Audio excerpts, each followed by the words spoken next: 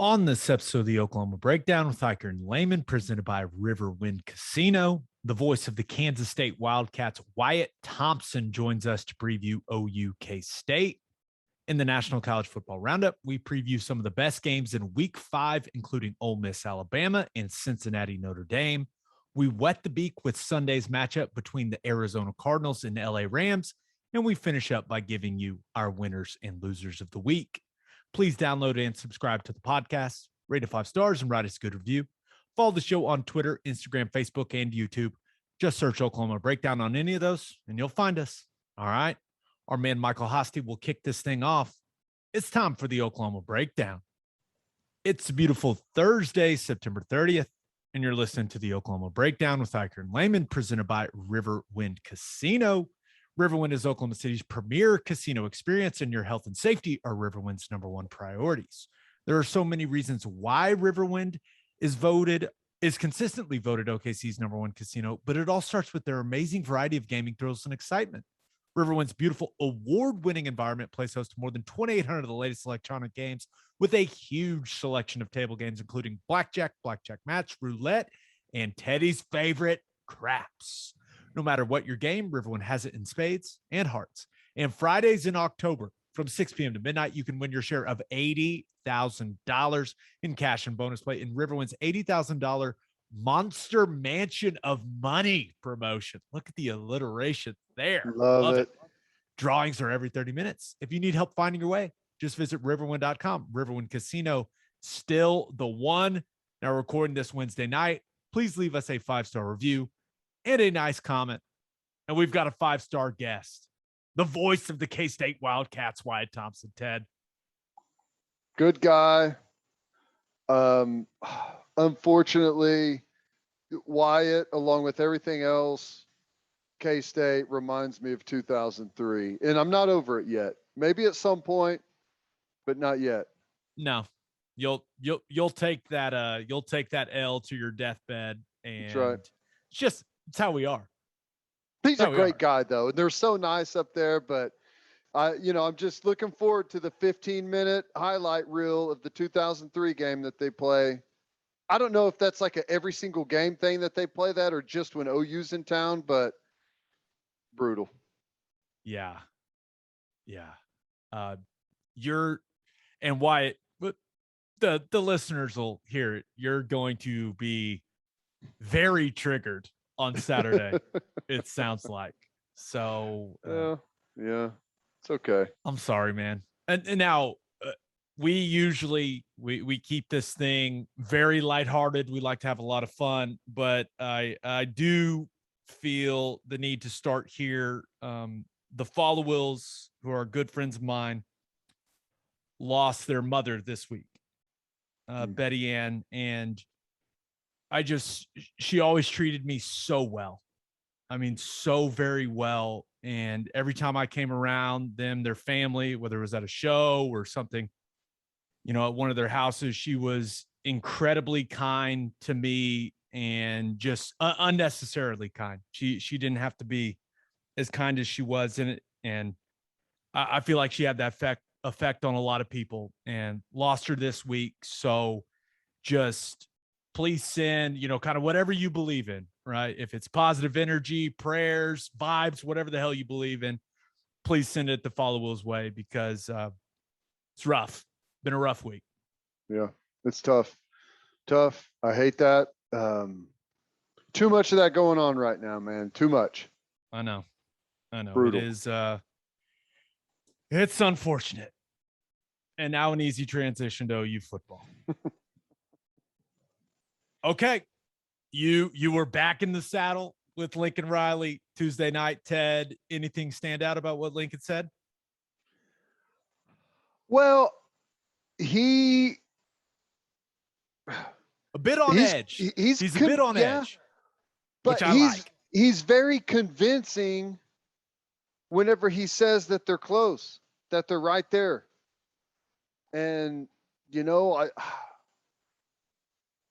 I got to take him at his word on some of that they're seeing the right things in practice, whenever they're going through their game plan, when they're preparing.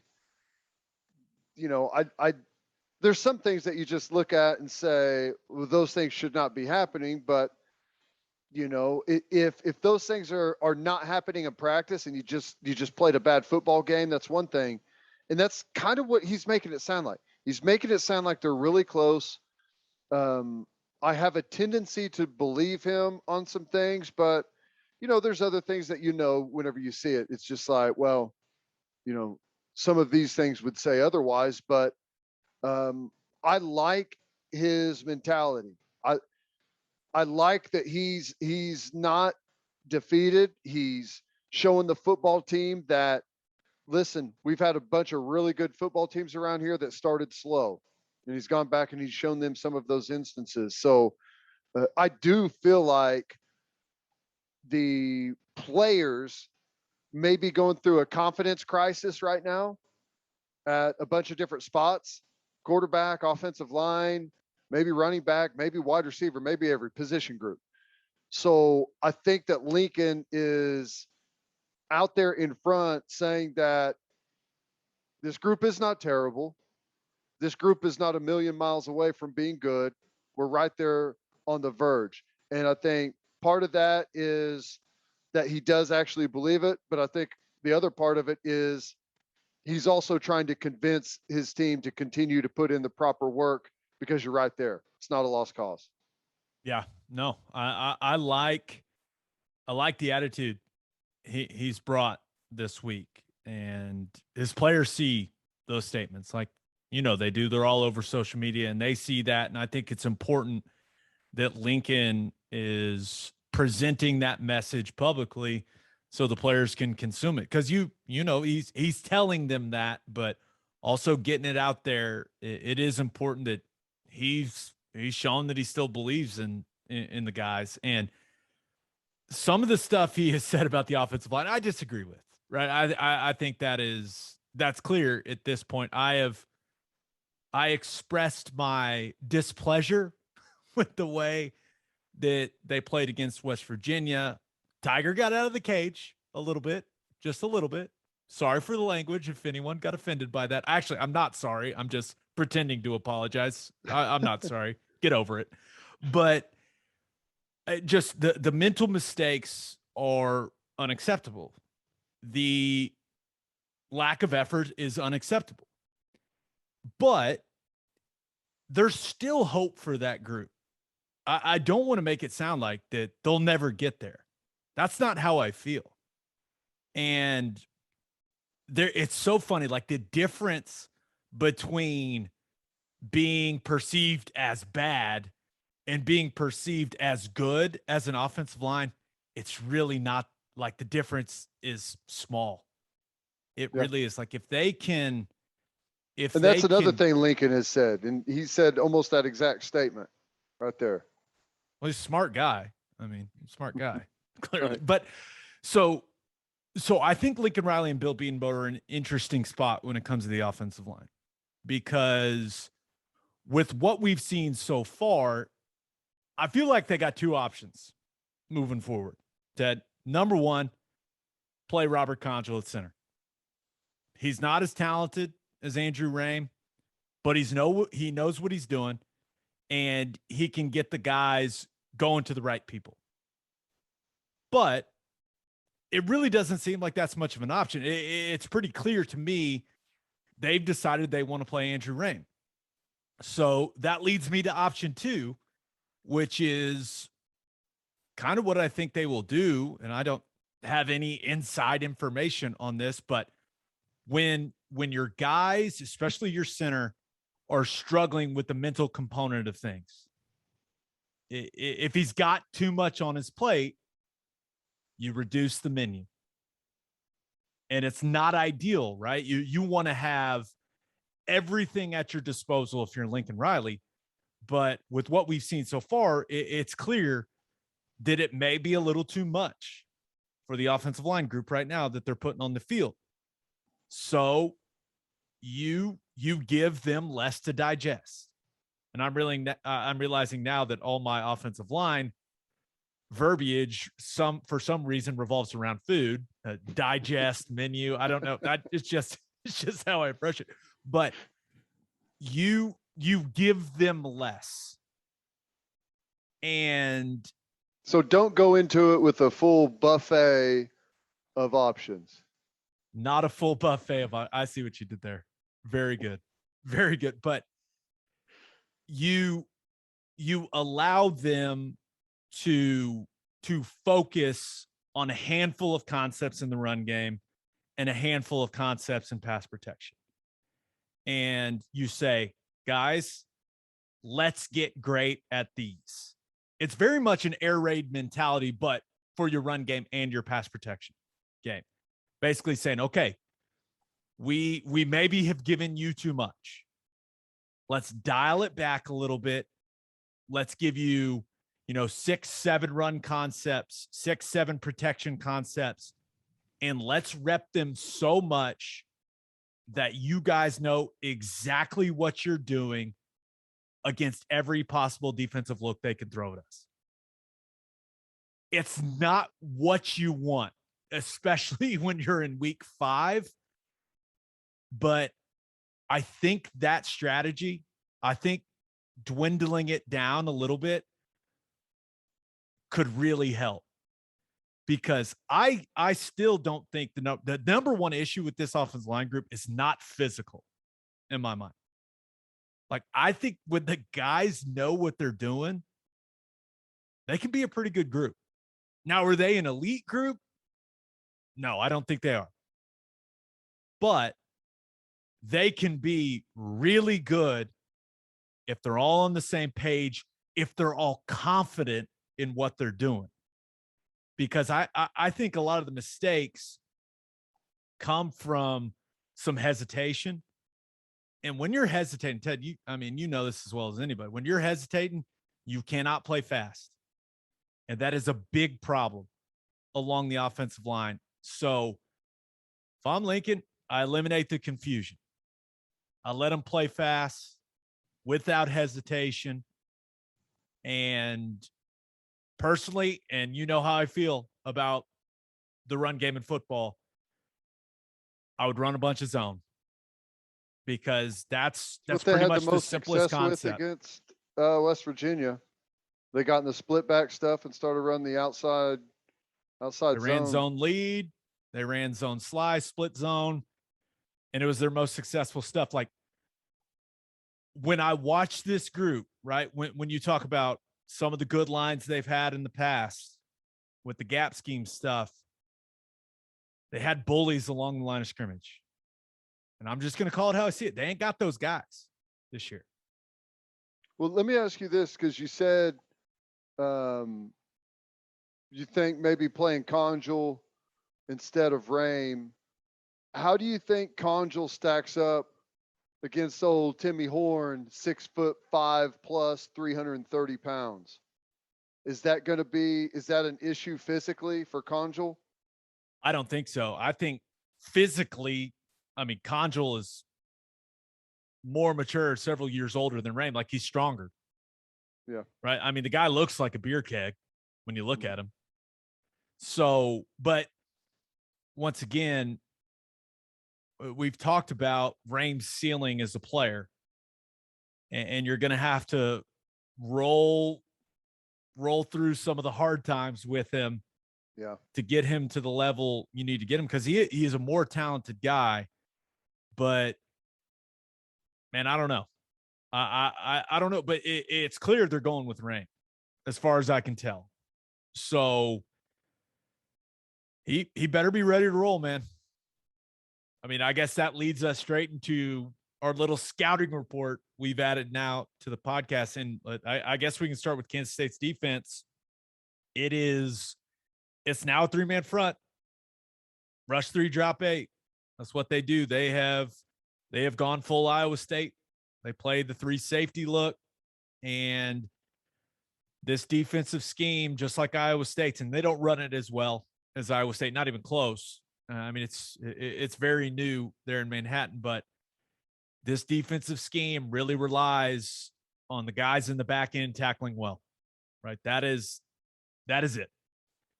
And they did not tackle well against Oklahoma State in that first half at all. Yep. And that's why Oklahoma State scored 31 points. But Couple guys that stand out, Jerome McPherson, free safety.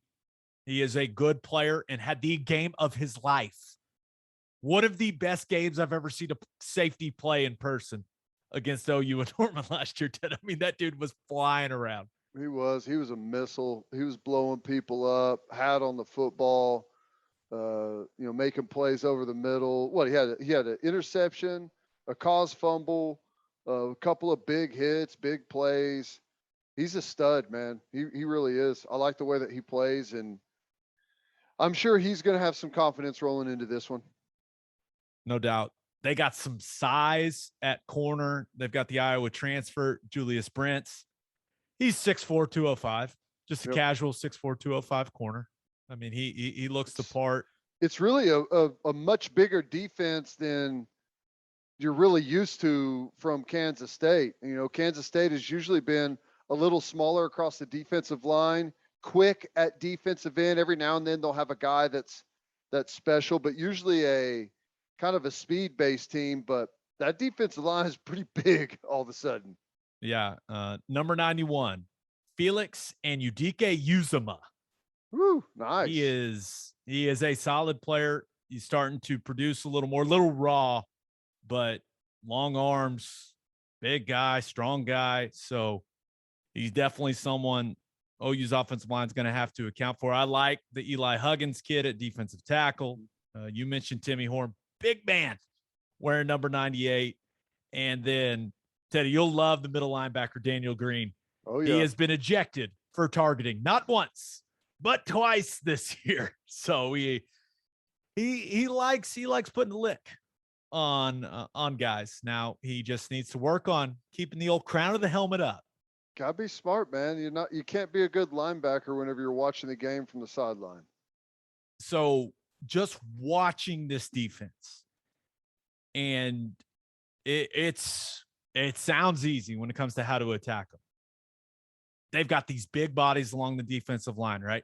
And these dudes are strong. I don't know if people realize how cold it gets in Manhattan during the winter and the spring, but all these dudes do, and I've talked to guys that have played at K-State, all they do is lift and eat in the winter, which is why their defensive linemen are strong as hell. I mean, strong. Now, they're not that athletic, but they are strong. And when you play guys like that along the defensive line, especially in this three-man front, you want them to have to move. You want them to move laterally, like running gap scheme stuff where they can just hunker down and take on double teams. Like, you are playing straight into their hands and the way that they want to play. So I think the way you attack them, and it's probably because zone running schemes are my obsession in football, but I imagine you'll see Oklahoma run some more zone. I mean, because Lincoln Riley is aware of the personnel they've got along the offensive line. He is also aware of the strengths of K-State's defensive line. And when you really evaluate those two things, everything says, hey, run a bunch of zone. Run a bunch of zone. Make these strong, heavy dudes along the defensive line move laterally, and then make their secondary tackle OU's running backs in space. I mean, that's what I'm seeing. Now, I'm not calling the plays on Saturday, but that's how I would attack this defensive front in the run game. I'd run a bunch of zone and make a move. Yeah. The gap stuff, I think, also bails out the backers. Whenever you got a three-man front, and depending on how you line it up in a given day, those guards a lot of times have that free run up to the second level, and those backers, it's tough to deal with. And you get up there and mess with them, cut, just get in their way, slow them down, get the defense on different levels to where you got cutbacks and stuff for the running backs. Makes it way more difficult. If the one thing I worry about, and you've talked about this, is so much of their play action game is built off of like the dummy puller that all. Yeah. That's what I'm saying. There's so much of it that's built off of that I wonder if you abandon that part of the run game, You don't have nearly as much of play action to go to, but I mean, there's going to be a mix. They're not just going to go all zone, even though you'd like it. I mean, there's going to be a mix, but I don't know. It'll be interesting to see how they attack them. I'm hoping the mix is like 70-30, 80-20. Yeah. That would be nice. But as far as the pass game, and right, we're all hoping that Oklahoma can have some explosive plays. That is what the offense has been lacking for sure. Good news, people. I think OU could throw some shots down the field against this team. I mean, they play a ton of cover three, different variations of it with their three safeties. And I'm telling you, these guys go deeper than any other cover three look you've ever seen in your entire life. But they do get a little greedy. They are big, especially at corner. They are big at looking at where the quarterback's eyes are looking, especially on the backside of cover three. They'll divide some things. I think if Spencer Rattler can be good with his eyes, and I know this is in the weeds a little bit, but he can manipulate the hell out of the middle third player. I mean, I've seen it time and time again in their games. They are locked in on where the quarterback is looking initially in his reads. If he can move some guys with his eyes, they can hit some big balls down the seams. And I do mean big, like play, whether it's play action or drop back. I do think the key is Spencer Rattler understanding where to look and how to move guys with where he looks and then delivering the football down the field. I think I will be really surprised if they're not able to hit some shots in this game. Well, one of Spencer Rattler's biggest problems so far. I almost called him Spencer Sanders. That would have been bad. Yeah. I called him Spencer Riley earlier today. That was an interesting one. But one of his biggest problems so far this season has been poor eyes. He's staring it down. And a lot of that comes from he doesn't trust the offensive line. So if protection is not good early, if there's some mess ups, if they're not calling it out right, if they're leaving guys go, if the backs aren't tied in properly in protection, and Kansas State gets to him a couple of times early, I think he's going to be right back in that happy feet zone where he flees a good pocket, tries to get outside, because it's easy to trust yourself outside, right? You can get out to some space, and then you can start getting your eyes back downfield. But when you're in the pocket and you don't trust your offensive line, it's hard to do good things with your eyes and affect the safeties. So that's going to be critical to protect him early to where he trusts to sit in there looking safeties off and going backside on them. That's, to me, that's going to be critical. Yeah, no doubt. Okay, offensively for Kansas State, very experienced offensive line. Now they can do a lot offensively. And now they can get into two tight ends. They play with a fullback. They've shown some 3-back formation stuff, kind of some of the stuff that we used to run at OU when I was there. And they have an extensive run game.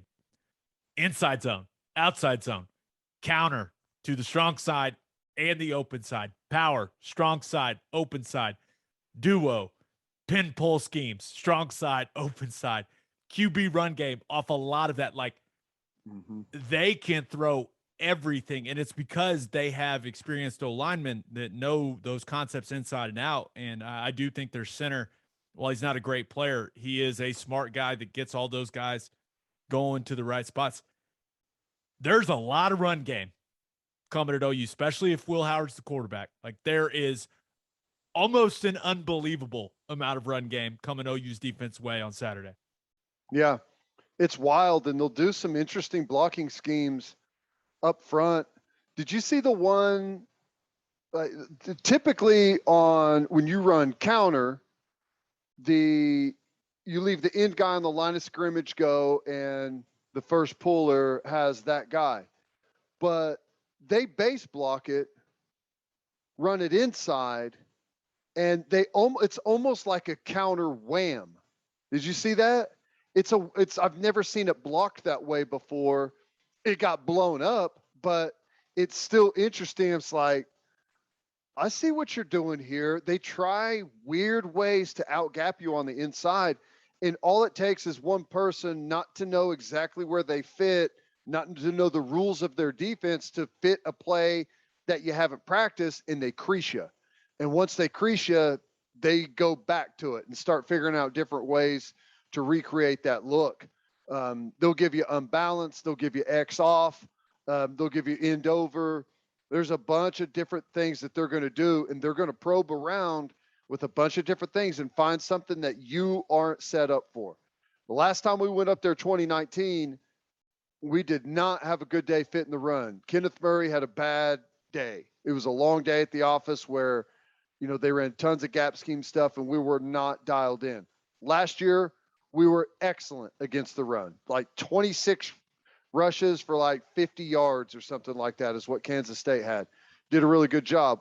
Didn't do good in some of the passing game stuff, but we were way better against the run. I think as good as our defensive line is, we should have a lot of success, but that doesn't mean that they're not going to find a weird formation or a way to block something that's going to crease you. Yeah, and they got elusive backs. Deuce Vaughn, everyone knows Deuce Vaughn, and then Joe Irvin, who we did not see last season. He opted out.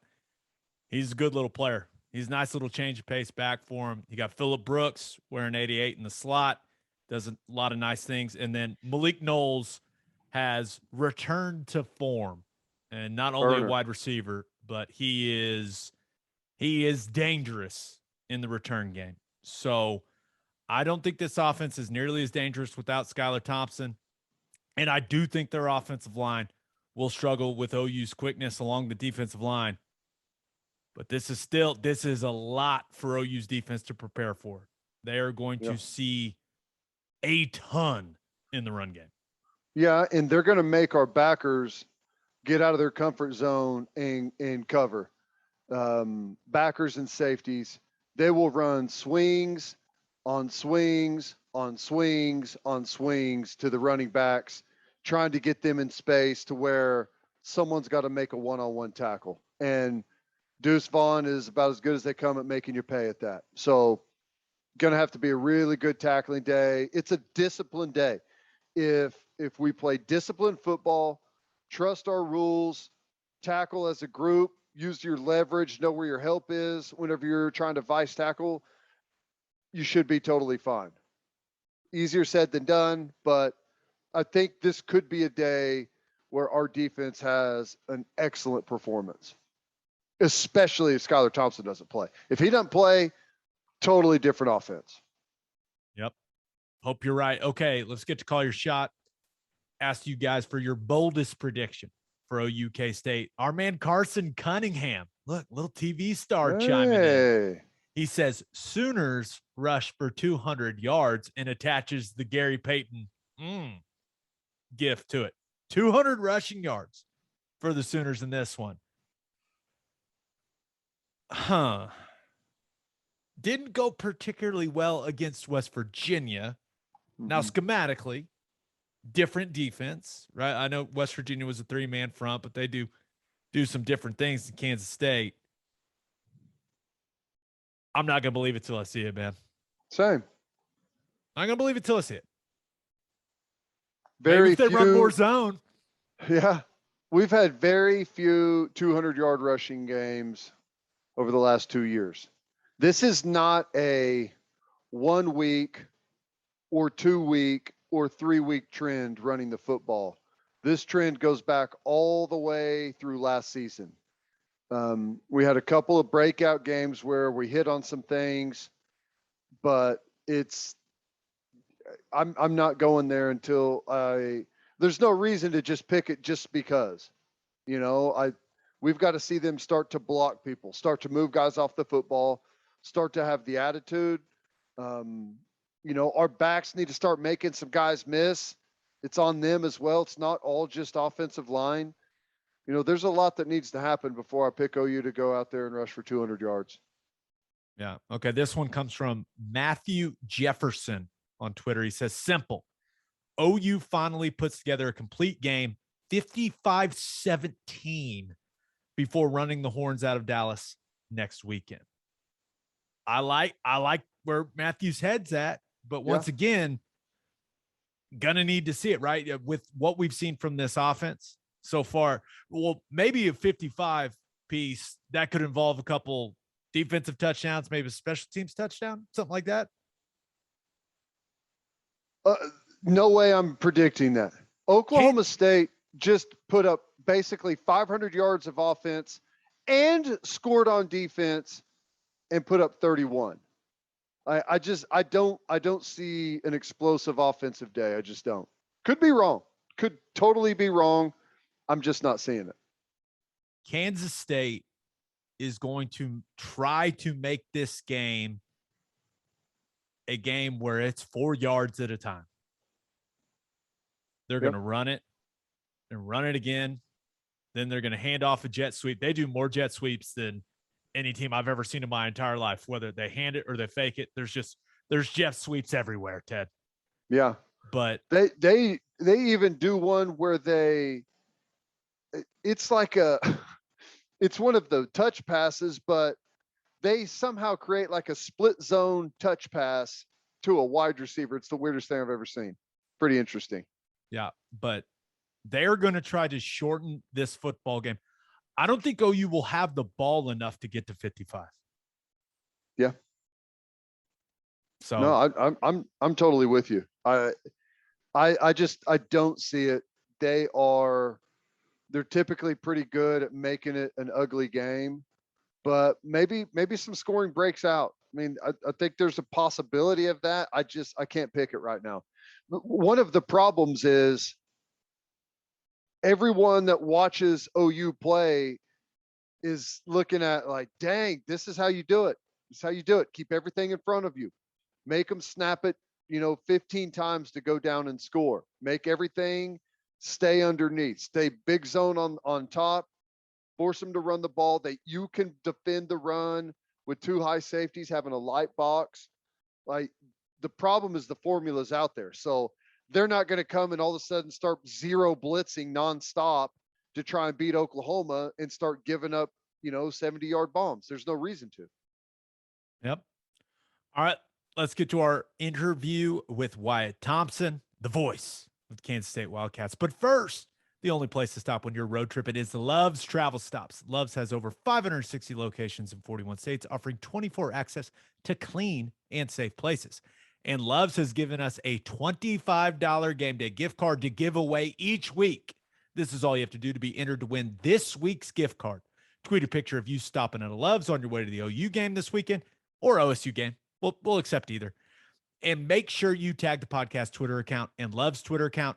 We'll contact you if you are the winner. Pretty simple.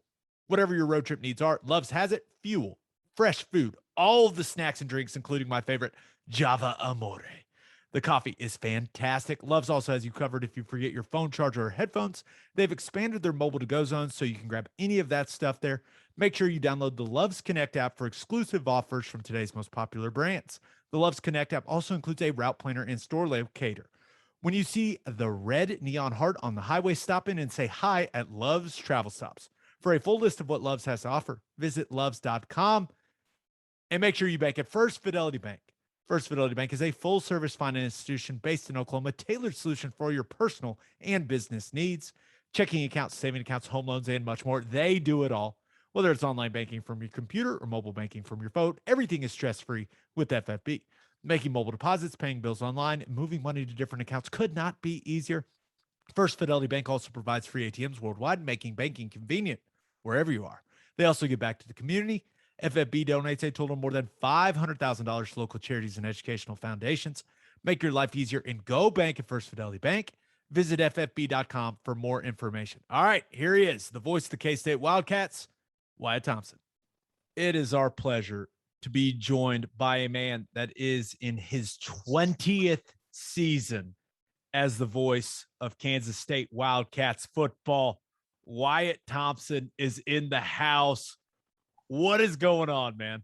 How are you guys? It's so good to be with you. I'm doing great. I really am. I'm excited for the start that this team is off to, despite what happened last week in Stillwater. It's always fun, getting together with Oklahoma. And we've got Hall of Fame weekend this weekend, and guys like Jordy Nelson and David Allen and Darren Sproles, 3 of our all-time best. It's going to be a lot of fun. Oh, yeah, great. I can't wait to see Darren Sproles again. Every time we go up there to Manhattan, it's, having played in that 2003 game, it's just salt in the wounds, man. Brutal. Yeah, and I get that. I do.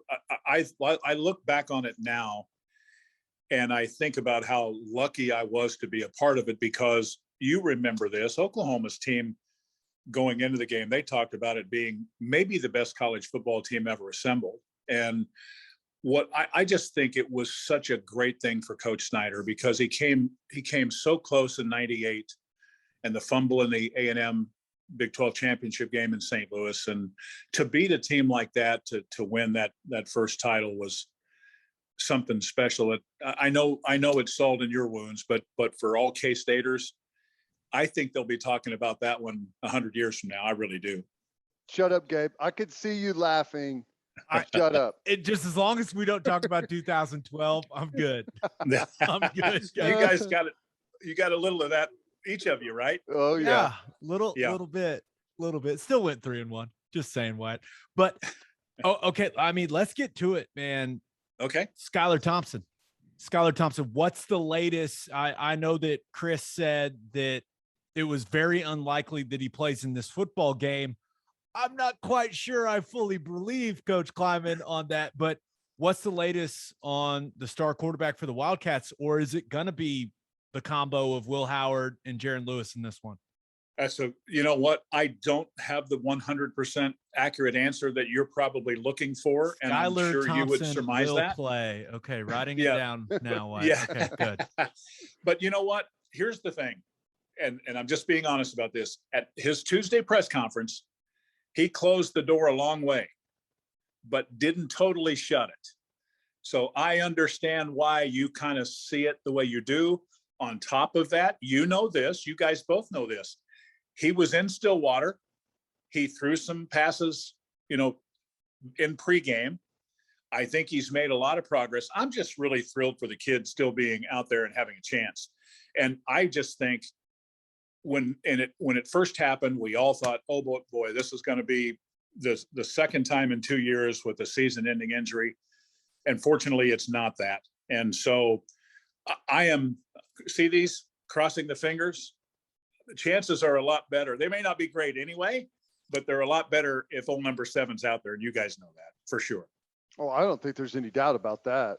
Yeah. I would go as far as saying that there may not be a chance without him out there. It's 2 different teams, 2 totally different teams. Sure. And here's the thing for me is, like, Skylar Thompson, I think he's been a great college quarterback. He's been fantastic watching him all along there at Kansas State. I don't think he's an NFL guy. I think this is his last year playing college football. He's able to warm up. He's able to do some things. You've taken a loss. Oklahoma's coming to town. I won the last 2 games against Oklahoma. This is it. Like, whether you're 100% or 70% or 40%, if you go out there, you go out there. I mean, this is why you're doing it. You should be an attorney. Are you not an attorney, are you? You should be an attorney. That's a pretty good argument there, buddy. You might be able to do that in a courtroom. I agree with all of that. I can't argue with that in any way, shape, or form. You know what? Coaches say it, players say it. This is a pretty short game at the end of the day. And you don't want to give up opportunities if they present themselves, right? And I say that to say this: if he is capable of playing, he's going to be in there Saturday. I'm not telling you he's going to be. I'm just telling you how he thinks.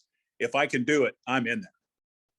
Yeah, I've had the pleasure of talking to Skylar quite a few times now, and the kid's a competitor. So I'm not going to be shocked. I'm not going to be shocked if we see number 7 out there on Saturday. But if we don't, how is Will Howard looking? It has been, just from afar, watching the games, seems like it's been a struggle for Will, especially when it comes to getting something going in the passing game.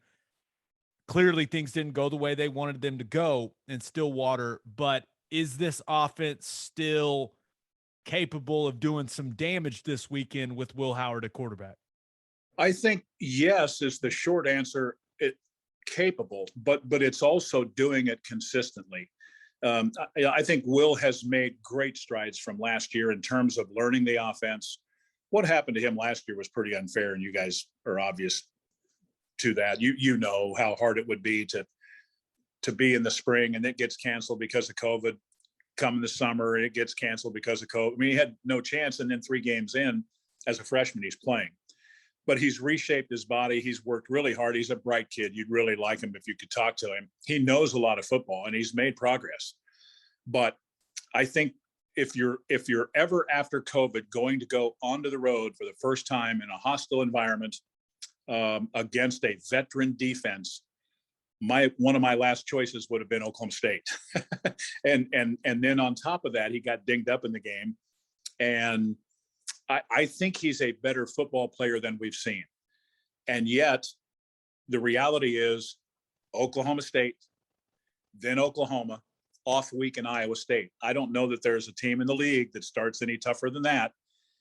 It's football. There's no excuses out there, but I would like one other game in there to maybe break that up a little bit, but hey, that's above my pay grade. Right. But it is, let's cut to the chase. K-State's chances are a lot better if Skyler plays, just based on the 36 games in which he's played, as opposed to, what Will's done. And that's reality's reality. How do you feel about the offensive line? I feel like it seems like a solid group. I did think they were going to run, even without Skyler out there, I did think they were going to run the football a little bit better against Oklahoma State, knowing that Oklahoma State's got a really good veteran defense, but they're going to have to play well against Oklahoma. And absolutely, Teddy. If they're going to be able to play the game that it's going to take to beat Oklahoma, usually they're going to have to be able to run the ball and possess it. Totally correct. And I think up until last Saturday, people in these parts, Wildcat fans everywhere, were really excited. They rushed for 200 yards against Stanford. They rushed for 200 yards against Southern Illinois. They rushed for almost 270 yards against a pretty veteran Nevada defense. So there was no reason to think that you couldn't go in there and run some.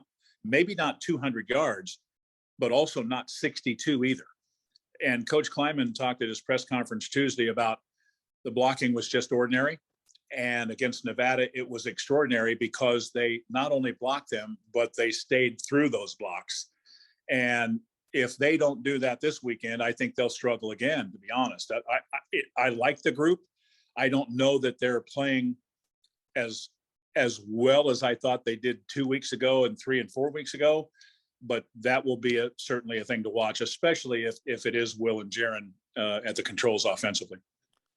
Looking at the weapons for whoever plays quarterback, clearly everyone and their dog knows about Deuce Vaughn at this point in time. I mean, he's such a fun player to watch. I mean, he is a dynamic play waiting to happen, Wyatt, but also Joe Irvin. I mean, now you look at this combo of running backs for the Wildcats. I mean, that's a dangerous duo. They're not the biggest guys. They don't look the best in their jerseys, but man, they produce.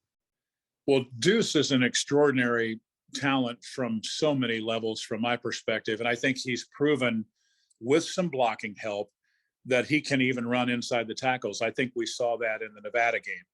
But I mean, he was taken completely out of the game the other night against Oklahoma State in Stillwater because of the way they play, their physicality, their toughness, whatever you want to say, the issues that K-State had in blocking them, the quarterback issues and all of that. And with all of that said, he still made a play where it's a 4 or 5 yard pass where he had fallen down. He's actually setting on his fanny, gets up, catches the ball, and goes 55 yards. He is a special talent that way. It's insane to go back and watch it. And I appreciate what you say about Joe Irvin because, as you know, he opted out a year ago after getting a little snippet or two in 19, and he plays and runs hard.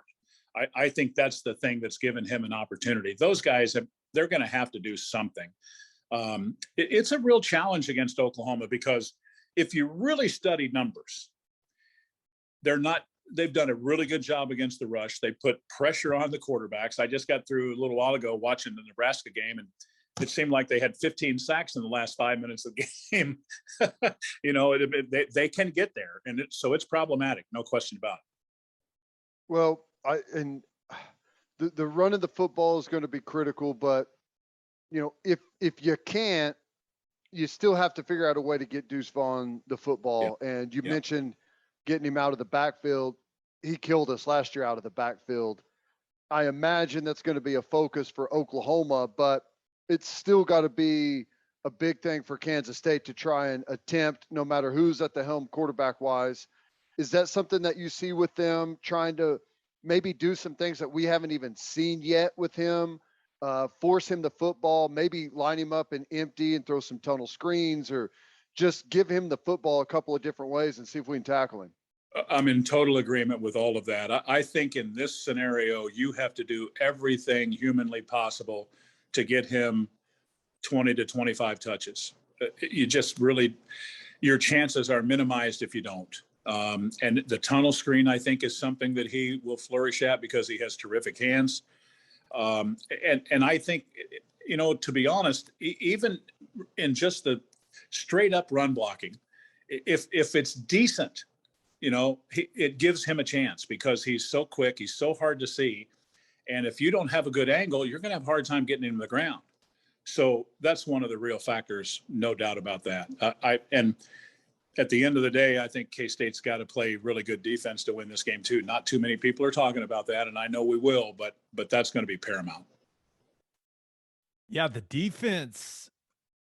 Now that it's your 20th year. Yeah.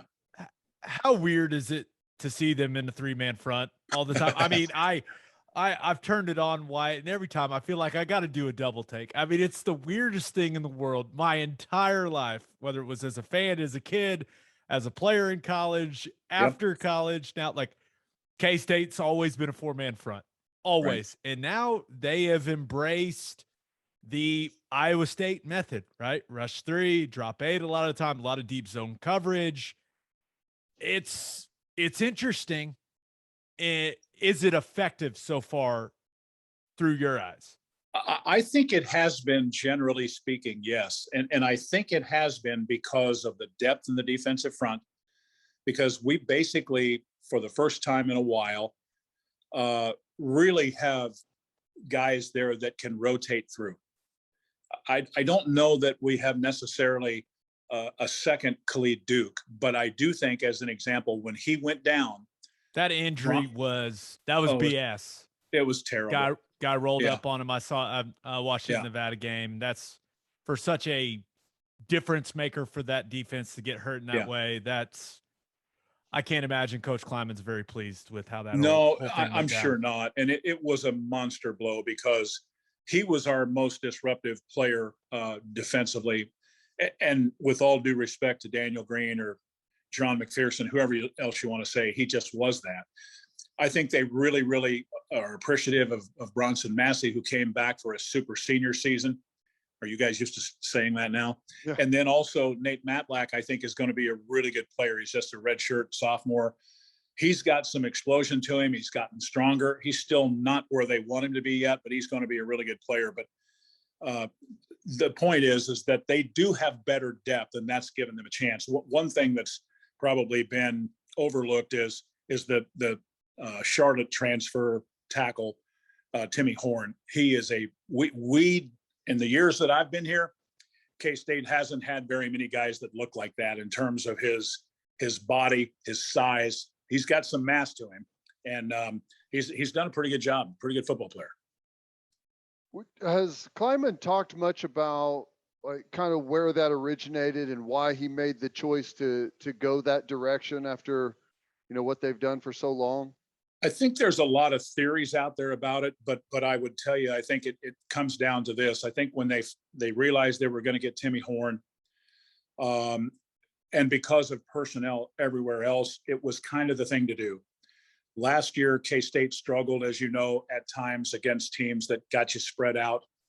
I think they are better at linebacker, certainly with Daniel Green now, but they still don't have the depth there that they need. And the transfer portal helped K-State a lot in terms of the secondary. We've got a starting free safety from the transfer portal, a starting corner, and probably against Oklahoma, a starting nickel in Reggie Stubblefield. That's pretty significant. So I think it was personnel driven and strength driven more than anything else. Will they stay with it long term? I think it's here for this year, certainly. Going forward, at least for a little while, maybe. I don't know that if it's going to look like that 3 to 5 years from now, though. I just have no feel for that yet. So you mentioned Stubblefield possibly being back. They've had a couple guys banged up. Yep. On the defensive side.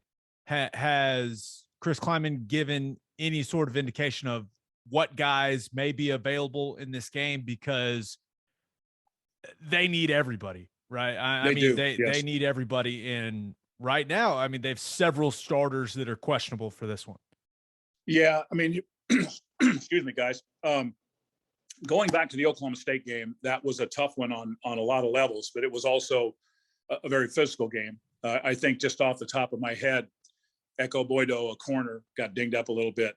TJ Smith, a little bit. Reggie Stubblefield was hurt in the ball game prior against Nevada. So you're starting to, we talked about depth, but it's funny how that can evaporate pretty quickly over a couple of weeks stretch. I think most of those guys will be available. I haven't gotten the sense yet.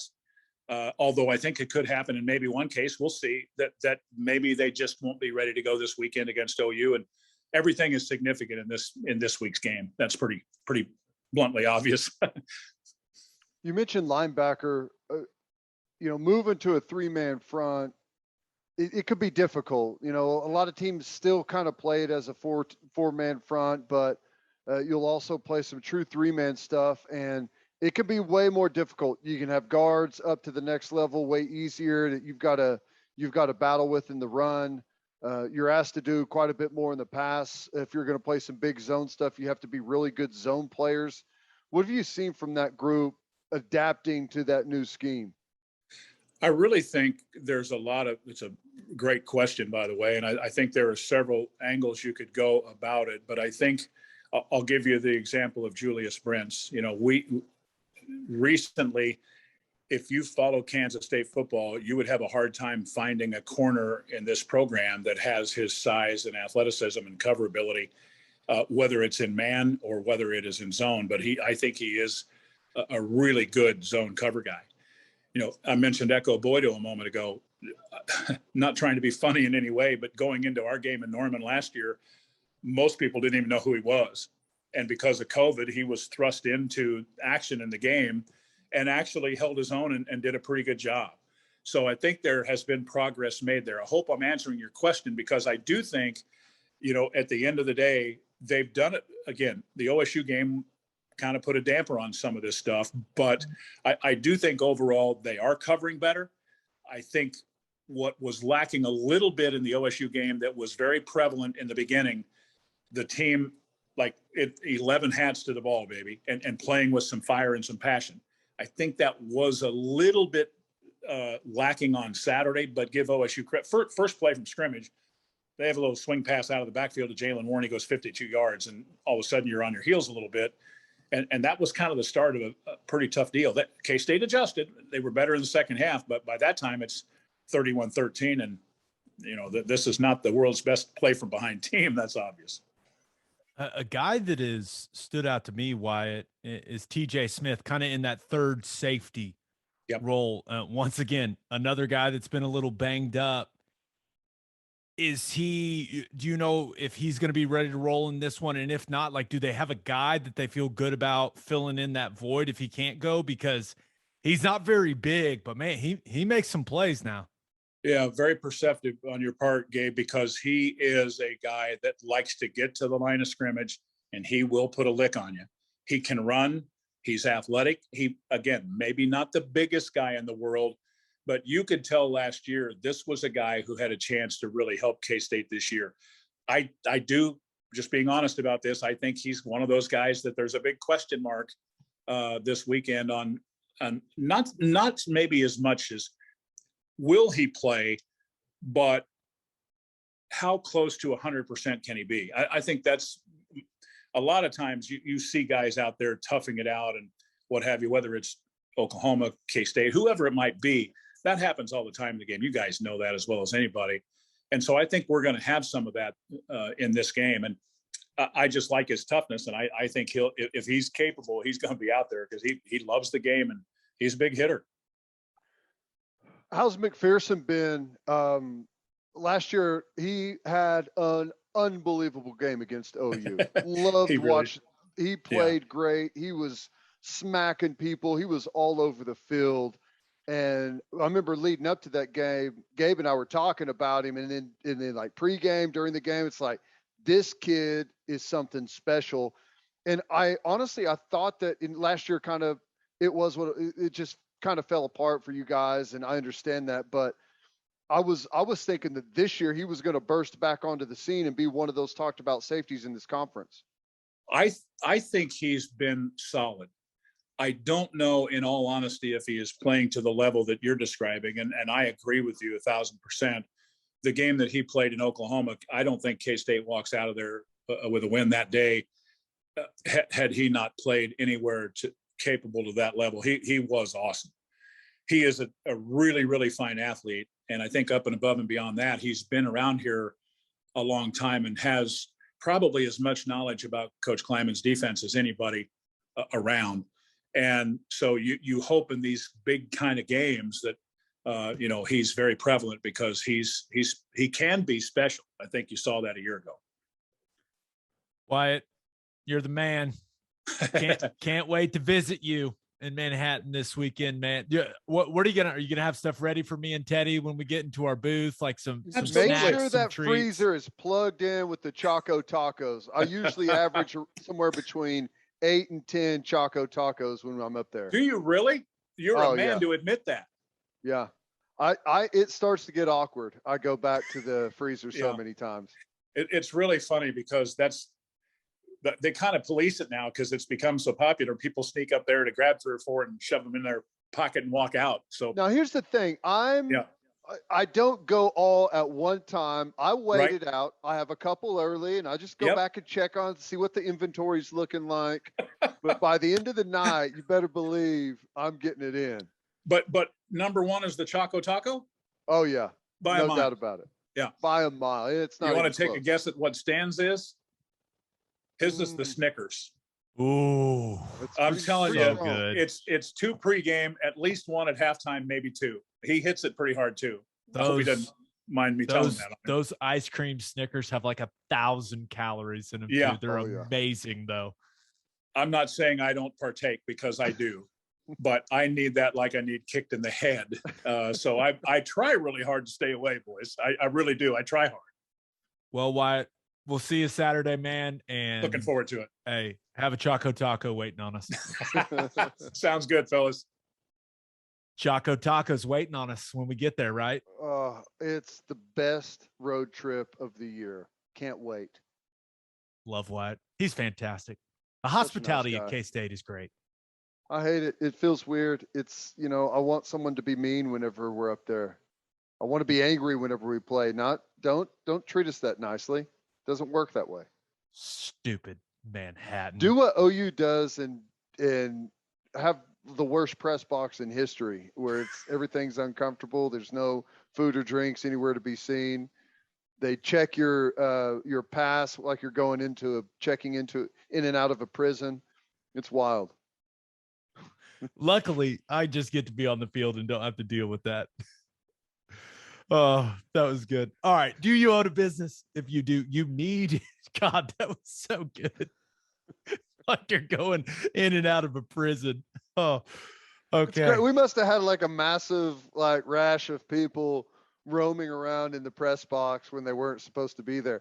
They check you in and out when you go. They scan your deal. And whenever you go get food, they write your name down, because God forbid someone get back in line and grab another cookie.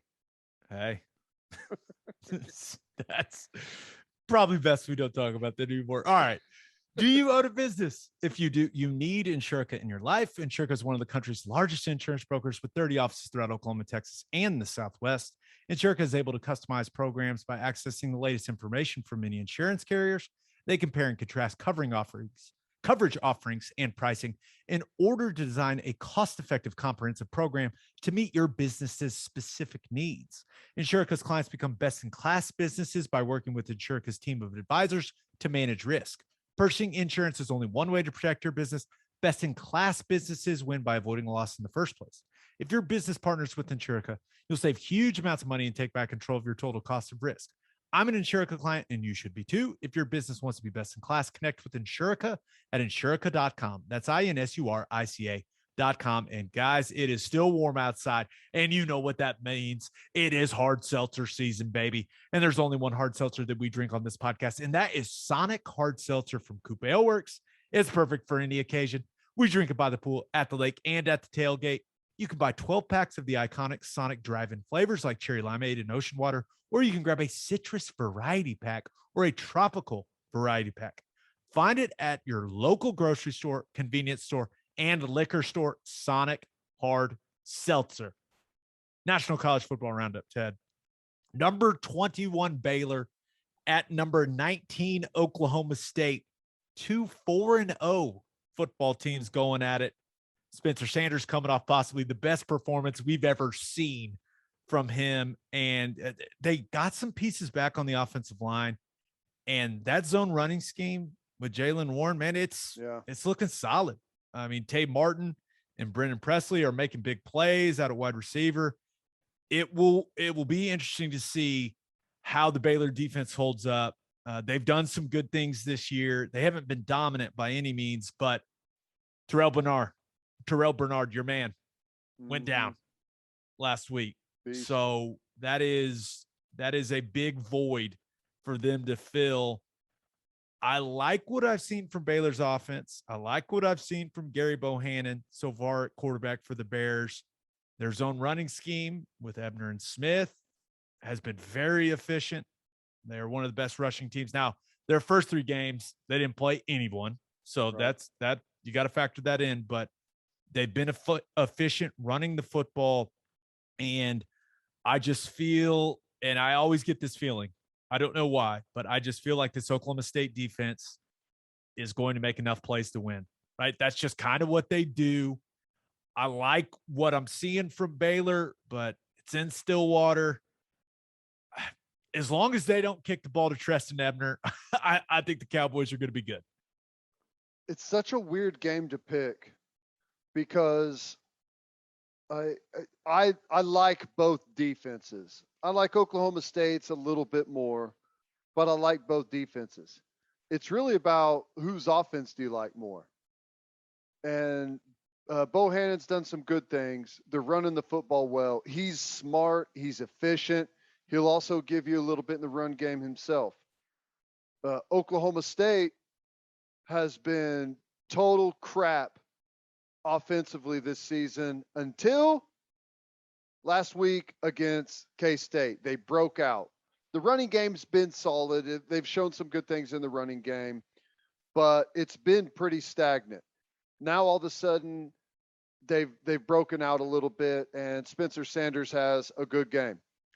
It's been 3 years between good games for him. So do I believe that it's going to be another 3 years before he plays a good game? Was this a mirage? Was this a just stumbled upon it? Or is it something that he can actually replicate?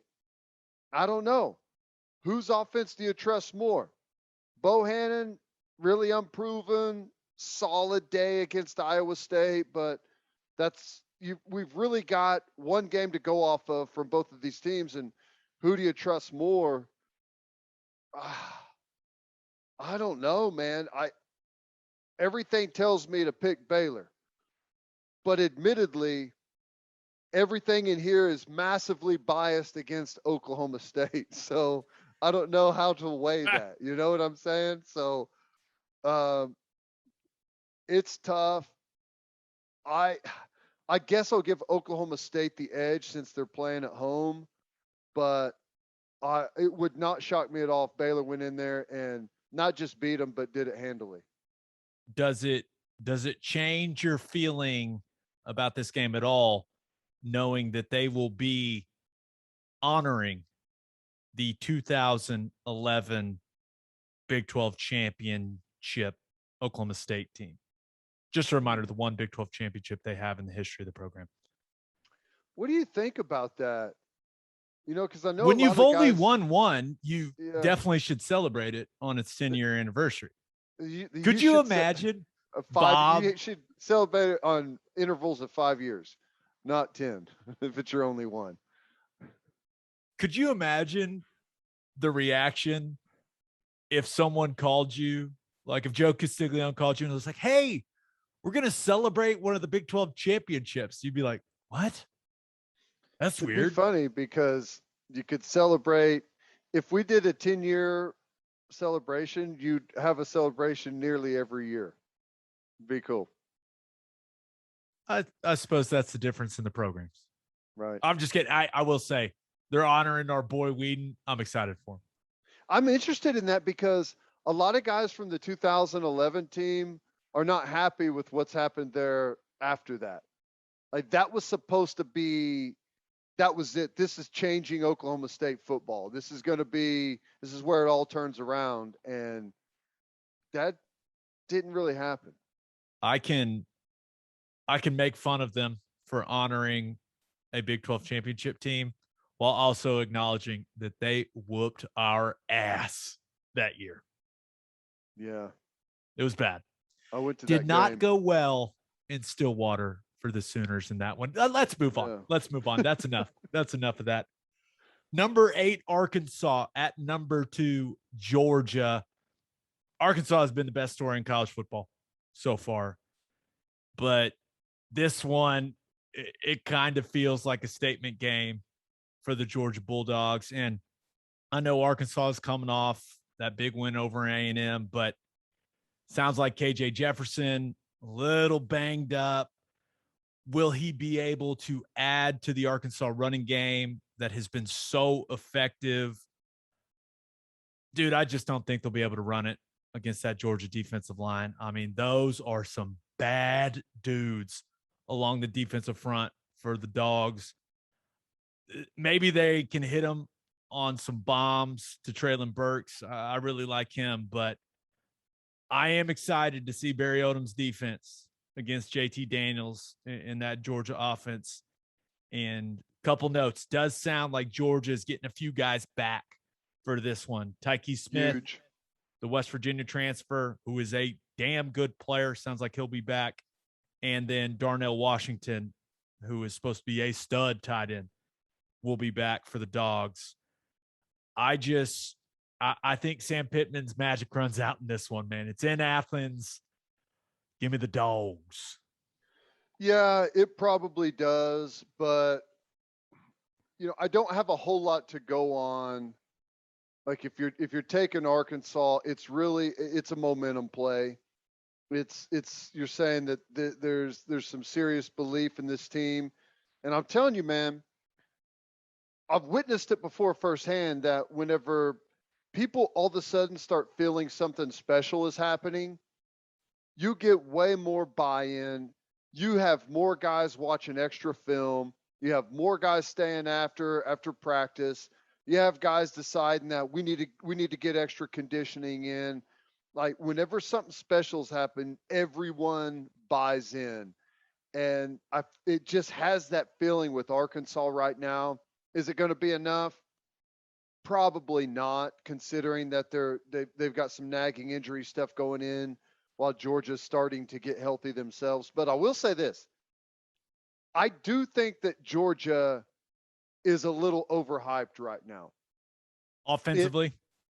Listen, I do think that Arkansas's defense is going to, I don't know what the definition of containing Georgia's offense, but I don't think Georgia's going to score 50 or anything like that in this game. I don't think that's going to happen. No, I do think that Georgia offensively is overhyped, but in effect of that, I think the whole team is overhyped. it's being like passed around out there like it's Alabama 1A and Georgia 1B. I think Georgia has flaws. I think they're good. I think they're great defensively, but offensively, I think they have flaws. And they are not above a couple of turnovers, a miscellaneous touchdown on a blocked kick or a return away from losing a football game to Arkansas in their own place. I think it's going to be a 10-point game at most. And I will say I've watched a little more of Arkansas this week. Trey Williams, defensive end for them, wearing 55. If anyone's going to make a game-changing play, I think it's that guy. Really like him. The front, man. They run to the ball. It's a good group. Now you got me thinking. Like, I will say this: spread as of now, 18.5. Straight up disrespectful, man. It is. I'm telling you, it's not on top of everything else. It's a weird year in college football, man. It is a weird year. And Arkansas is the team that has a gajillion super seniors. Like, they're old and experienced. So I'm just hoping it's entertaining. I think Georgia wins. If I had to pick someone against the spread, I'd take Arkansas. Right. I could see him keeping it pretty close. But I feel like this game, you have been waiting for this game for a long time, because I'm not sure you root for anyone other than Oklahoma, of course. I'm not sure you root for anyone more than you root for Cincinnati. Number 7, Cincinnati at number 9, Notre Dame. Simple question for you. Who do you think the better team is? Cincinnati. I think you're right. I agree. And sometimes we try to break a game down from every angle, right? I think sometimes football is simple. Who's got the better quarterback and who's got the better defense? And while Kyle Hamilton is an awesome player for Notre Dame, and their defensive line played really well, played better than I thought they would last week against Wisconsin, Cincinnati's definitely got the better quarterback. Desmond Ridder is a dynamic player, and not just as a runner. He spreads it around to a bunch of guys. He's more accurate than people realize. He can rip it. And we don't really even know who Notre Dame's quarterback is going to be in this game, right? Will Jack Cohn be ready to go? Will Tyler Buckner be back for this one? Is it going to be third string Drew Pine? I think that's his name. I'm sorry if I didn't get your name right, Drew, but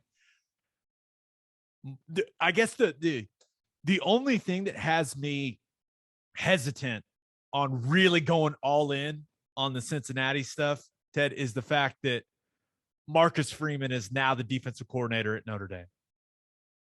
He is going to know everything that is going to mess Desmond Ridder up, because he did it for 3 or 4 years. So that makes me a little hesitant, but you would assume these staffs are going to be very familiar with what the other team is going to want to do. But I do think Cincinnati is going to have some success running the football with Jerome Ford. I think their offensive line is solid. Notre Dame, with all of its O-line issues, I'm not sure it's going to have a ton of success against Cincinnati's defense. Like, Myjai Sanders is a dude, man. He looks the part. So it just feels like this is Cincinnati's Super Bowl, right? And I think they're going to win. I won't be shocked if they lose, but for college football, I hope Cincinnati gets it done. It'd be awesome. I agree. Be fun. Just like I said on the last matchup, it's a weird year.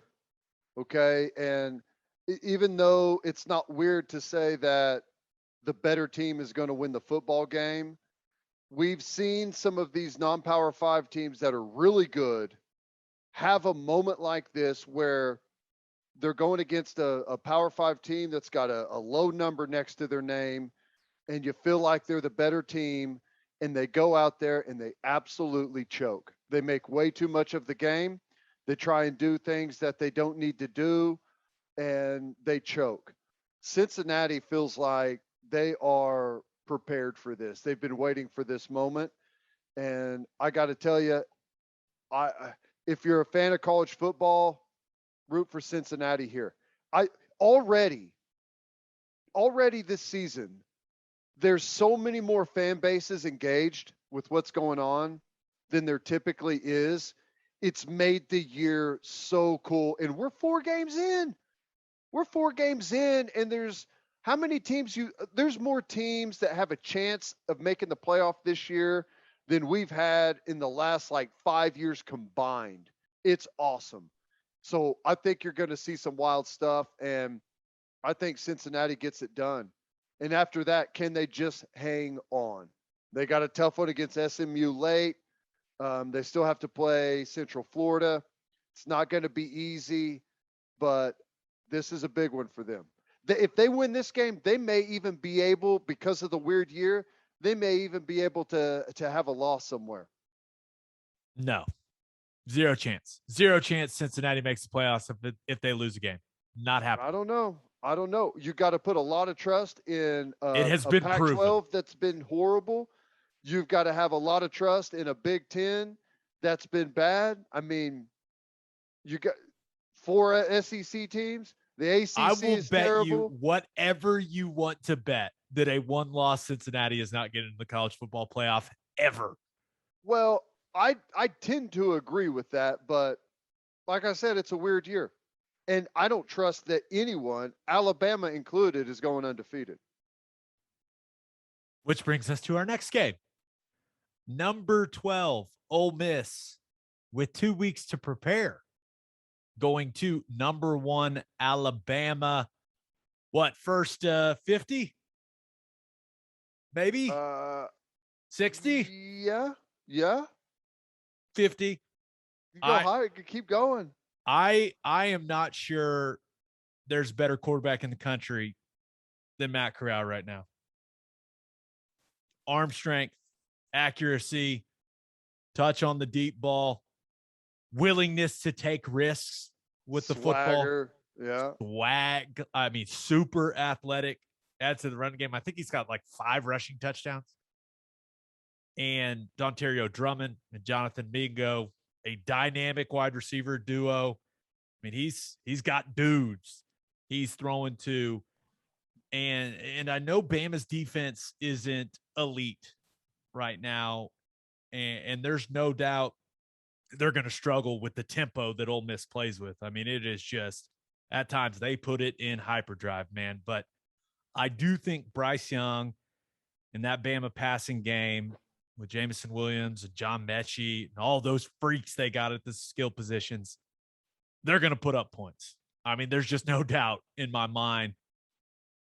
For whatever reason, it would be awesome for Lane Kiffin to be the first assistant to beat Nick Saban.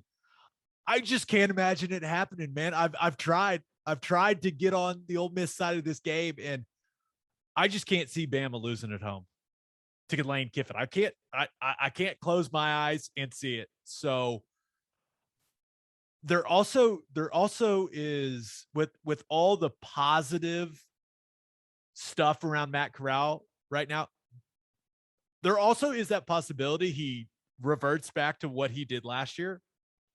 Couple like 4 and 5 interception games. That could happen Saturday in Tuscaloosa. Yeah. So I'm going with the Tide. I think betting against Alabama at home is just, it's just silly. I'm not going to believe that Ole Miss is going to Tuscaloosa and winning until I see it with my eyes. They're going to do it. They're going to win. Ooh. You're going to see it with your eyes. Yeah, they're going to pull it off. Matt Corral. I think Matt Corral is the best player in college football this year. I do. Do you enjoy watching anyone more than him? No. I'll say this. Now he's the most Bryce exciting. Young's pretty good. What'd you say? I said Bryce Young's pretty fun to watch. Bryce Young's pretty fun to watch. Also, I've caught up on all the Texas games this week. Bijan Robinson's really good. Yeah. He's very fun to watch. It's unfortunate. Well, but quarterback-wise, I think I'm with you. Corral is and with kind of his attitude and, like you said, the swag, he's got a little Baker in him, right? When it comes to his demeanor on the field, his attitude, like he is the most entertaining player in college football right now. It takes an extreme amount of confidence to go in Tuscaloosa. Joe Burrow had it. Johnny Manziel had it. Matt Corral kind of fits that kind of group. Their offense is amazing. It's fun to watch. Defensively, they've been better. Like Lane Kiffin going in there Lane Kiffin will have as much to do with that victory as I will if OU goes and beats Kansas State. He's like a figurehead head coach. He's not even he doesn't call the plays. He acts like he calls the plays. He's an absentee head coach is what Lane Kiffin is. And that's like the only reason I don't want to see it done, because I know that he's going to get all the credit for it. And it doesn't really have anything to do with him. Okay, let's just say it. Let's say it. You and I have heard very similar things. Jeff Lebby runs that thing, man. He does. Former Sooner. Jeff Lebby's football team. Ran it in the offseason, from what I was told. Yeah, because Lane Kiffin didn't show up and wouldn't answer the athletic director's calls and is like all over the place. Stupid stuff. Stupid. Lebby's the man. He is. And I'm telling you, they're going to go in there. They're going to score a ton of points. They've got the swagger to do it. Yeah, I mean, it can come off the rails really quickly, but I think they got a really, really good chance to go pull it off. And you know what, Gabe? It's not a very good argument. There's no backing, but I continue to throw it out in like the last 3 matchups. So I'll say it again. It's a weird year, man. That's your motto. That's your motto. Year. I like it. I mean, you're right. It is a weird year. Let's take a look at what the odds makers think. Ooh, Bama minus 14.5. Okay. It's gone up. I thought it was wasn't it 12 at one point, 12.5, I think is what they were favored. And it's extending just a little bit there. One more thing to motivate Matt Corral. Just think of it that way.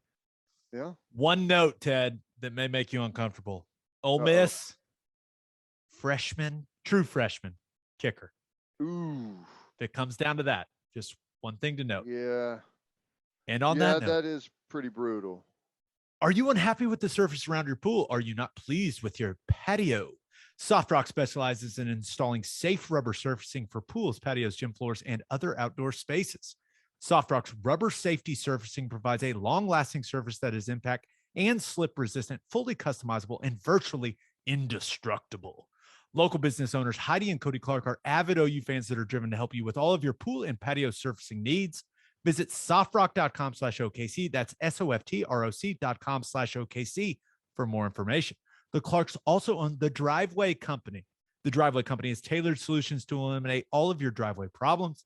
They can repair cracks, clean and seal your rotting grass-filled joints to prevent water damage, ultimately saving you thousands of dollars in future repairs. Visit thedriveway.com/OKC for all your driveway repair needs. Learn more about Soft Rock and the Driveway Company by visiting their Facebook and Instagram pages or by calling 405-294-9834. And OU Texas weekend is just around the corner. And if you're looking for events, hotels, or transportation, the OU Club of Dallas has you covered. Visit OUClubofDallas.com for all the details. The home for Sooner fans is the Renaissance Addison with rooms priced at only $187 a night. It's also the site for the Beat Texas Pep Rally on Friday night, with exclusive appearances by the Pride of Oklahoma Marching Band, OU Cheer Squads, Boomer and Sooner, and more. On Saturday, you can ride in style with police-escorted buses to the game. That's worth it, people. Believe me, that's totally worth it. The OU Club of Dallas has been the go-to source for Beat Texas weekend since the 1950s, and proceeds from the weekend fund OU scholarships. Check out OUClubofDallas.com before these events sell out. Ted, let's wet the beak real quick. I know all you're concerned about in the NFL this weekend is Tom Brady going back to Foxborough. I get it. I know. Bucks versus Patriots. But really, I don't think that's going to be a very good game. I think the Bucs are going to roll. I think everything is set up for Tom to break the hearts of all New England Patriots fans. There's some other good games. Carolina at Dallas, I think is going to be a fun one. Cleveland at Minnesota. I think that's going to be a little closer than some people may think. But by far the most interesting game for me, the Arizona Cardinals going to SoFi Stadium to take on the LA Rams. The LA Rams are a 4.5-point favorite currently. Both teams undefeated, 3-0. And I know it's a little too early to start talking about the MVP race, but I certainly think Kyler Murray and Matt Stafford would be at the top of the list right now if we were to have that conversation. Everyone talks about Arizona's offense. Kyler and all those weapons, right? Hopkins, Kurt, AJ Green, Rondale Moore has resurrected, right? He was hurt for 2 years in a row at Purdue, and now he's awesome again. It's pretty fun to watch, but Arizona's defense, a little underrated. They've done a really good job of forcing turnovers, defending the pass well. You know, they are not great against the run, but it's not like the Rams are going to run it right at them. I mean, this is a team that wants to air it out with Stafford. And I hope everyone out there has Cooper Kupp on their fantasy football teams because that man is racking up fantasy points. It's got defensive star power in this one. I know J.J. Watt's not what he was, but he's still J.J. Watt, Chandler Jones, Budda Baker, Aaron Donald, Jalen Ramsey. Like, dude, this game is going to be awesome. It's the who's who of the NFL right now. It's sweet. There's I no saw doubt it. I was about like, oh, hell yeah, let's go. Yeah. Here's the thing, man. I like the Cardinals. I think they're fun to watch. I think Kyler is, I've said it a bunch recently, that he's on the verge of being the best quarterback in the NFL. I really think that that's going to happen in the next year or so. So fun, so dangerous whenever he takes off, smart, can make all of the throws.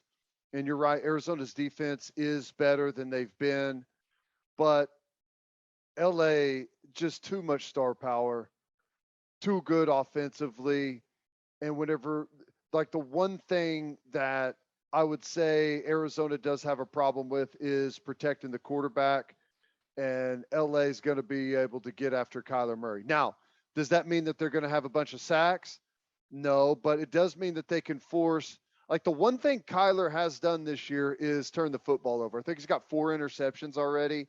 He has had some turnovers. Some people say that he has a couple of YOLO throws a game. I can't remember who said that on Twitter. I wish I could remember, but I was like, that's a great way of describing it. Yeah, I feel like you got 2 good offenses. I trust LA's defense to give Kyler more trouble than I trust Arizona's defense to give Stafford trouble. I'm with you. It feels like one of those games where maybe Kyler makes a mistake or two, Jalen Ramsey picks him off, something like that. It feels like the Rams played a couple years ago. I think it was Monday night or maybe it was a Thursday night game where it was like 45 Rams to 50. Chiefs. Is that what it was? Remember, and everyone was like, "Oh my God, this is the best game ever!" Right. And I remember because people were like, "This is Big 12 football. You guys have been giving us shit for this for years." Right. It was awesome. It could be something like that, though. It could. Yep. We'll see. I think this is a game where after it, we're all going, okay, Rams are the best team in the league. I agree. I think this is kind of one of those statement games for them. I hope I'm wrong. I hope Kyler rolls. If last week wasn't, I mean, that's a couple of statement games in a row, isn't it? I will say this. Matt Stafford's an awesome dude. Great teammate. He's awesome. Fantastic. He is throwing the football this year, man. Fun. All right, let's get to our winners and losers of the week. As always, Ted, kick us off. Who do you have as your winner of the week? I don't think there's any other place you can go than Tom Brady returning to Foxborough with a Super Bowl trophy already. It's just because whenever he left, it's like, okay, well, who's more responsible, Belichick or Brady? Which I think is a bad way to really like to have that debate. But it kind of sucks for everyone in New England that he already won a Super Bowl. Not only did he already win a Super Bowl, he looks like he's having more fun playing now than he ever did in any of his years playing in New England. So somehow, yeah, at the age of 40, whatever, he's also the best looking he's ever been, which is it's wild. It's perplexing. It's crazy. And, Belichick said if anyone could play till they're 50, it would be Tom. And I'm at the point right now where it's like a couple of years ago that it's like, that's absurd. You can't play until you're 50. But it's like, I don't know, dude. He's 44 and he actually looks like he's about 35 at the oldest. It's just to be able to do that and go in there has to feel good. It's like you're going back to your high school reunion and you're just in a good spot. You're looking good. You're successful. You can't wait to go back in there and show everyone how good you're doing. That's Tom Brady, man. And he's got a good football team with him. Did you see that? Did you see what Tom Brady said about what his dad said? Yes. So his dad, Tom Brady Sr., basically said that his dad said that Belichick wanted to move on from him and that I believe he felt vindicated or whatever by his last championship.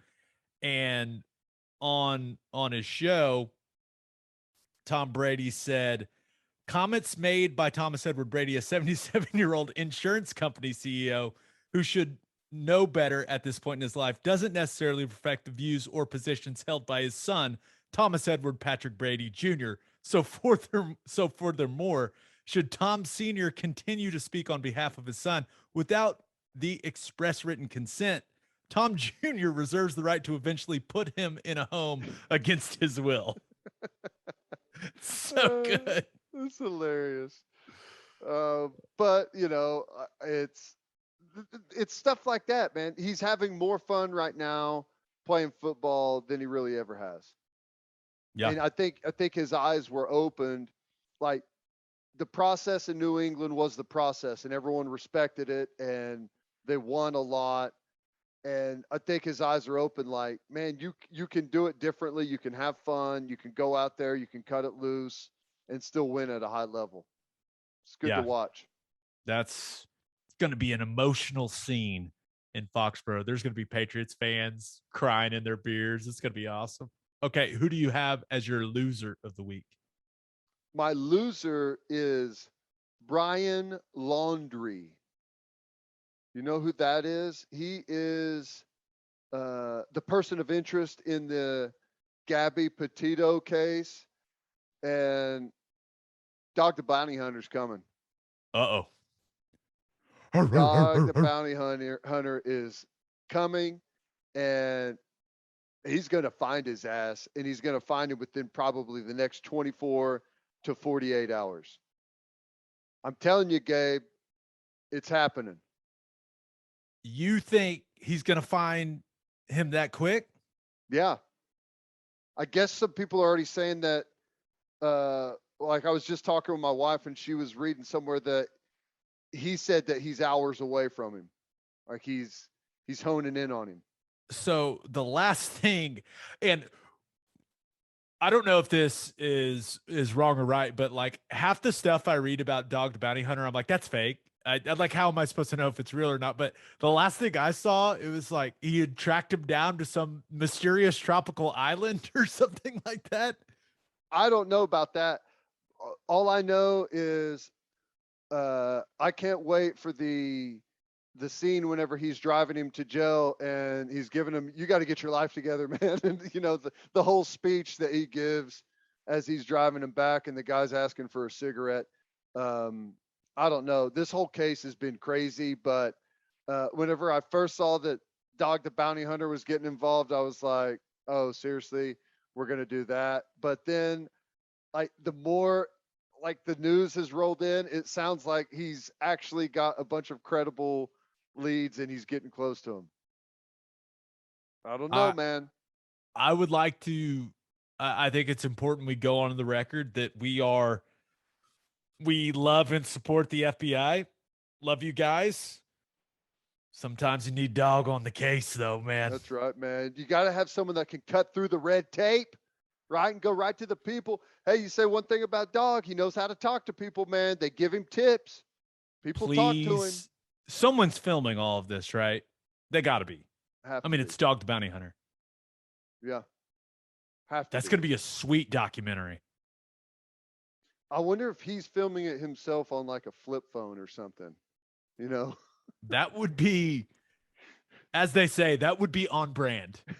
I don't know, man. I hope he gets him. I hope he drags his ass in. And I think he's going to. Now I'm looking at something that says a private canine unit is headed out to a small island off Florida where Dog the Bounty Hunter got a tip about potential traces of Brian Laundrie. I'm telling you, dude. I'm telling you. He's going to find him. Come on, Dog. Man, that guy, I'd forgotten about that guy. I know, honestly, if you would have said, hey, is Dr. Bounty Hunter still alive? I would have said, maybe. Doubtful. All right. If you are a whiskey or bourbon drinker, stop what you are doing, head to your favorite liquor store and buy some Balcones products. You got to grab some of Balcones Lineage single malt whiskey. It was just voted one of the top 20 whiskeys in the world by Whiskey Advocate, and you'll be shocked by how affordable it is. Also, you got to snag some of Balcones Baby Blue Corn whiskey. It's made from blue corn. That's the fancy corn. And that is why it has won more than 25 awards. Last but certainly not least, you got to buy some of Balcones Pot Still Bourbon.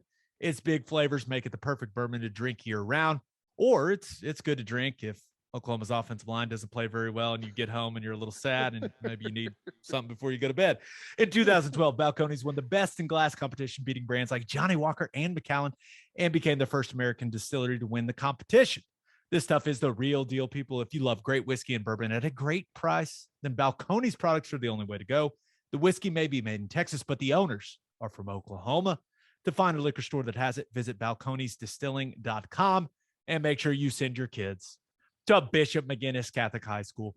Bishop McGinnis Catholic High School has a long tradition of educational excellence. With a 12-to-1 student-to-teacher ratio, no student is overlooked. Bishop McGinnis's college prep curriculum offers 22 AP courses. There are numerous clubs and organizations for students to join, and as a proud member of the OSSAA, there are 14 sports offered. If you want to provide the best possible educational and spiritual development for your children, contact Bishop McGinnis Catholic High School or visit bmchs.org. Financial aid is available. All right, Ted, for my winner of the week, thought about going with Oklahoma City.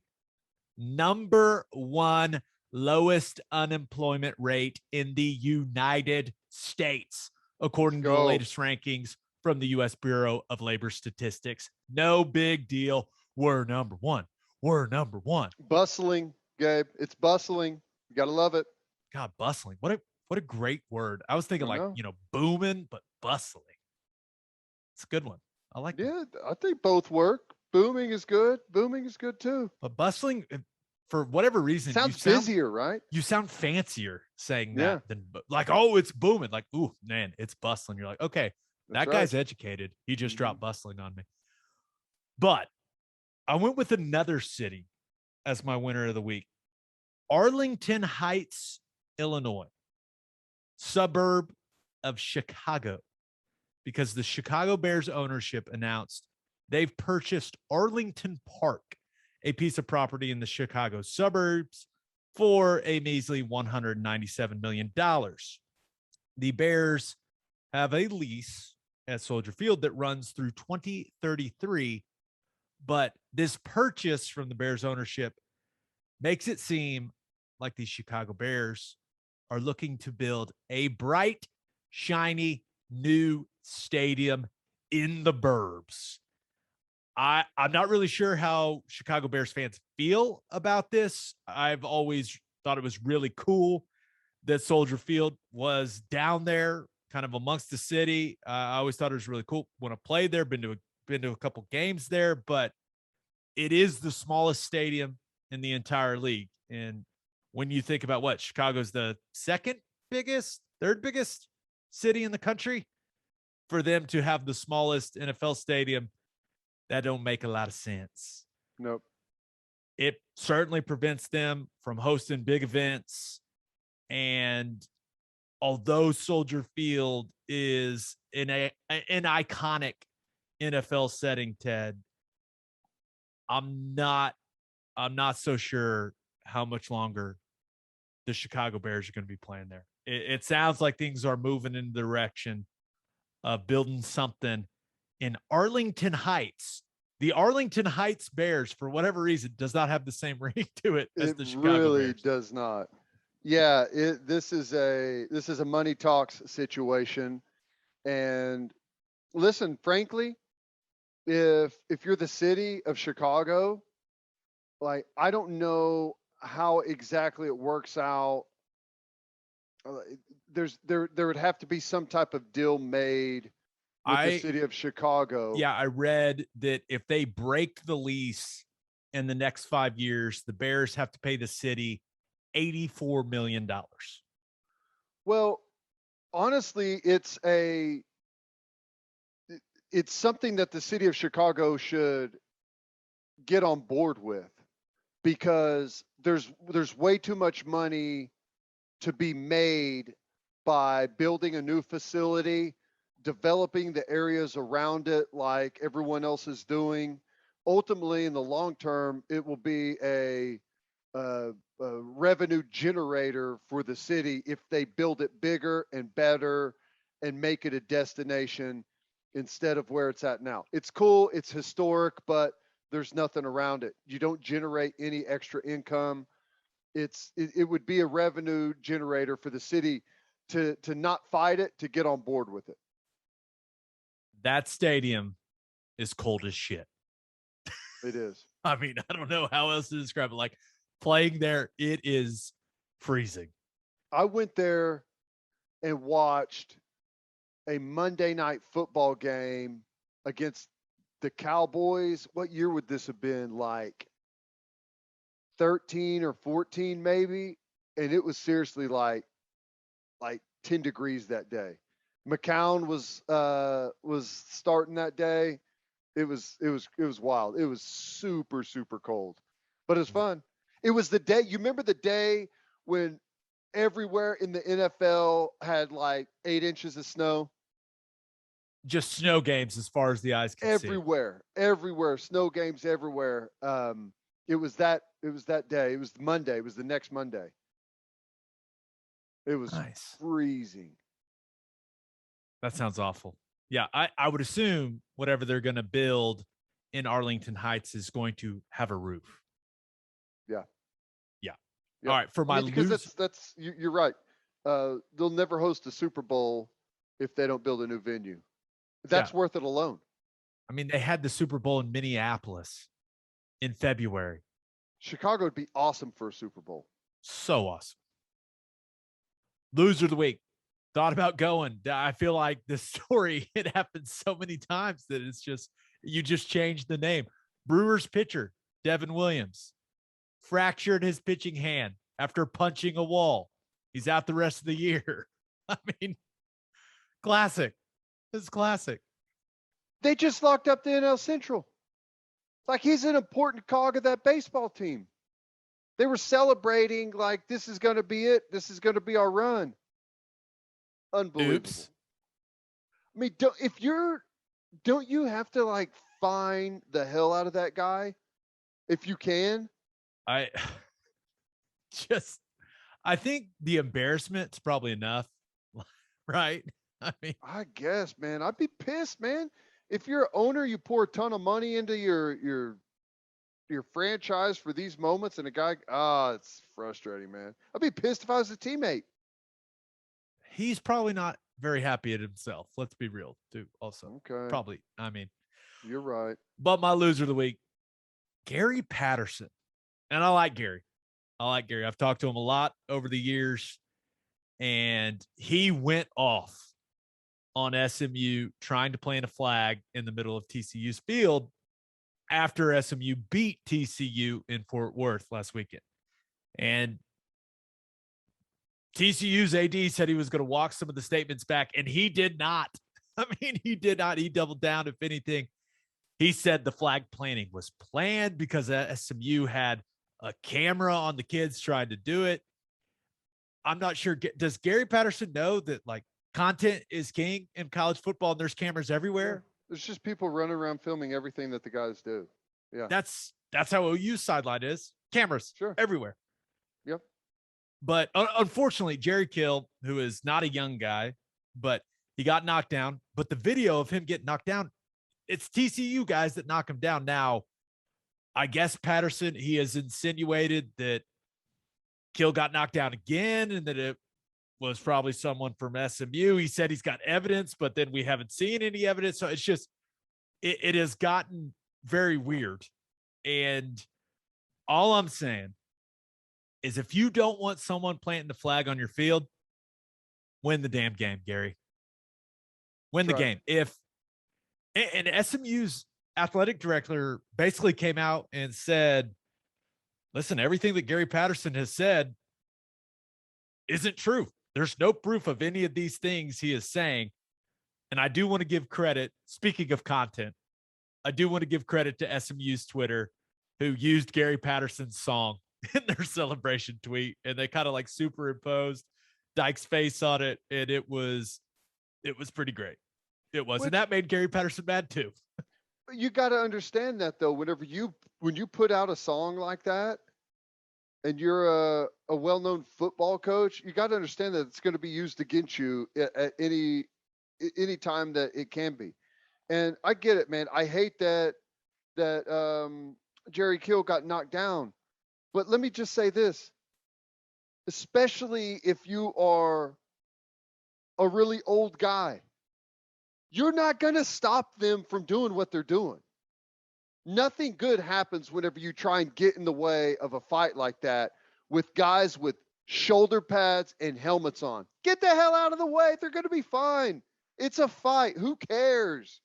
There's no reason go in there and get yourself killed out of trying to separate some guys. But you're exactly right. Just go win the football game. You don't have to worry about a flag. If you don't want them to plant a flag on your field, win the football game. If you don't want them to mock a song that you wrote, and I know it was about COVID, like I understand that, win the football game. I mean, it's that simple. And I feel like this has less to do with the flag planting incident and more to do with his defense being 126th of 130 teams in opponents' yards per play. I thought they were going to be better this year. Shows what I know. They are getting gashed. And a little reminder, Ted, Bijan Robinson and the Longhorns coming to Fort Worth this weekend. Up a 70 burger on Tech. Look out, Gary. Better focus on the Longhorns, Gary. And on that note, episode 151 in the books. 151 rum pineapple juice. Every time I see 151, that stupid song comes in my head. We'll have a new podcast that'll drop Monday morning. We'll recap OUK State. Just a reminder, you can hear Teddy from 2 to 6 on 94.7 The Ref, and you can hear me from 3 to 5 on SiriusXM Big 12 Radio, channel 375. Hope you all have a great weekend. Until next time, we appreciate y'all for listening, and do what you always do, Oklahoma. Take care of each other.